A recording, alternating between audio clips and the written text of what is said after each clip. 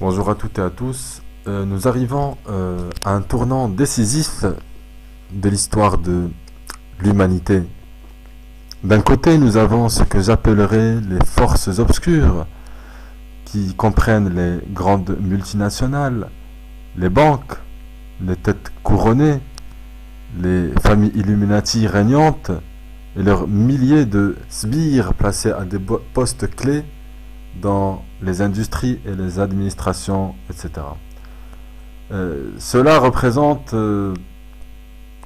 1% de la population mondiale, on va dire. Et de l'autre côté, nous avons le reste de l'humanité qui représente la majorité, on va dire 99% des humains, lesquels sont considérés par ces élites sataniques comme des esclaves et des sous-humains. Parmi cette majorité d'humains, on va dire 99%, il existe trois principales catégories. La première catégorie, ce sont les réveillés. Nous, ceux dont l'état de conscience est passé au-dessus du système de contrôle et de propagande. Qu'il s'agisse de propagande spirituelle, politique, notamment les fausses démocraties, où on est obligé de choisir, soi-disant, quelqu'un qui va nous représenter, qu'il s'agisse de propagande spirituelle, scientifique, spirituelle, je l'ai déjà dit, scientifique, médicale ou géopolitique. Même s'ils subissent le système, ils le voient clairement et luttent contre lui. Le rôle des premiers éveillés est de continuer leur propre élévation spirituelle et d'aider au réveil des humains, des autres humains. Alors on va passer à la seconde catégorie qui sont les endormis.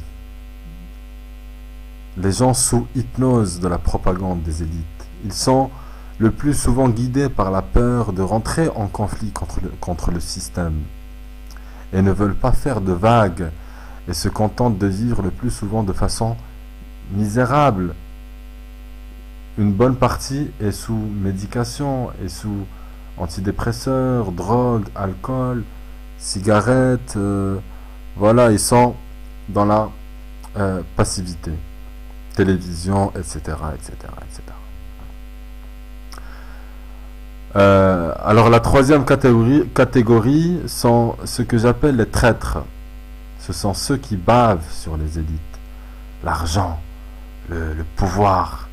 Ils ont une soif de tout ça. Ils ne sont que partiellement au courant de ce qui se passe sur Terre, sur le terrain, mais ils n'en ont rien à foutre du moment qu'ils s'en tirent bien eux-mêmes. Enfin, c'est ce qu'ils croient. Ils se rêvent de devenir à leur tour des élites et sont prêts à toutes les bassesses du monde pour faire plaisir à leur maître. C'est comme l'ancien esclave qui était promu chef de chantier avec le fouet à la main pour faire travailler les autres membres de son clan. Le petit chef, quoi. Alors, mes estimations personnelles sont que les réveillés sont environ, on va dire, 3%. Bon, plus ou moins, toujours. Donc 3% sur les 99% de la planète Terre. Les endormis représentent l'immense majorité, soit environ 90%, on va dire. Et le reste, ce qui reste, donc 7%, sont les traîtres. Les traîtres qui, pour moi, clairement, ont perdu la connexion à leur âme. Ce sont ceux qui nécessitent le plus d'aide, à mon avis. Ce sont les derniers de la classe qu'il faut aussi aider. Moi, j'ai une conscience tranquille. Et j'ai une conscience que le changement ne viendra pas d'un seul coup, d'un coup de baguette magique ou d'un homme, mais du réveil des humains, de tous les humains. Nous y sommes presque, car d'après ce qu'on remarque, d'après ce qu'on voit, d'après ce qu'on entend, d'après ce qu'on vit actuellement, on voit bien que la courbe d'éveil n'est pas linéaire, elle est exponentielle. Internet, les réseaux sociaux, Même l'environnement nous prouve et nous aide aussi à voir qu'il y a un éveil massif de tous les endormis. Le champ de conscience collectif nous relie entre nous, tous, même séparés par des frontières ou que sais-je, même séparés, la science prouve que nous communiquons entre nous à travers un tas d'outils et surtout à travers des énergies propres. Nous allons vivre une belle expérience, mais à l'échelle humaine. Et ce qu'il faut savoir aussi, c'est que le temps joue en notre faveur, en faveur des forces positives.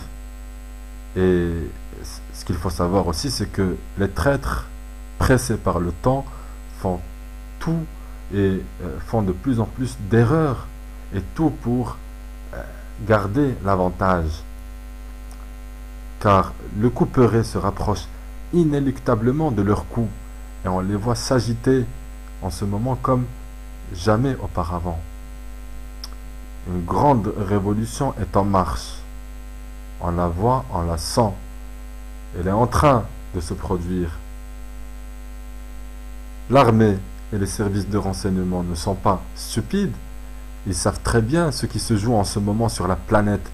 Et très rares sont ceux prêts à tuer des innocents en masse, atomiser la planète et vivre les 50 prochaines années dans un bunker souterrain en attendant que les radiations nucléaires diminuent.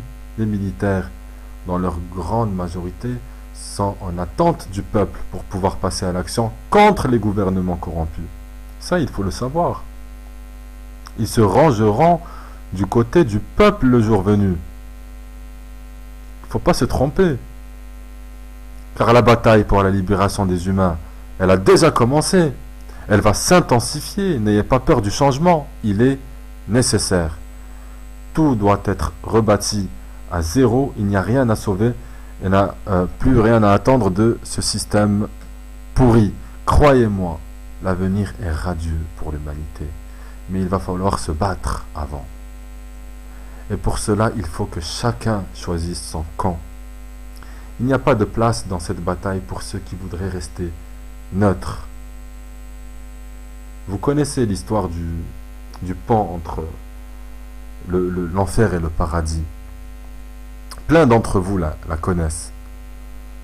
Alors je vais vous la résumer brièvement. De l'autre côté, il y a le paradis, séparé par un pont de l'enfer qui est en bas. Et sur le fil, des gens qui n'ont pas encore décidé de quel côté du pont ils allaient être. Du côté du paradis ou du côté de l'enfer. Alors du côté du paradis, les anges et les gens crient à ceux qui sont encore sur le fil.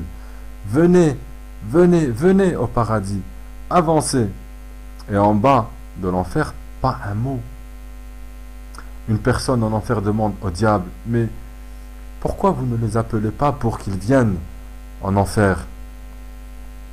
Alors je vous laisse répondre à cette question et je vous demande de rejoindre les forces de la résistance sans plus attendre. Je vous remercie de m'avoir écouté et à la prochaine.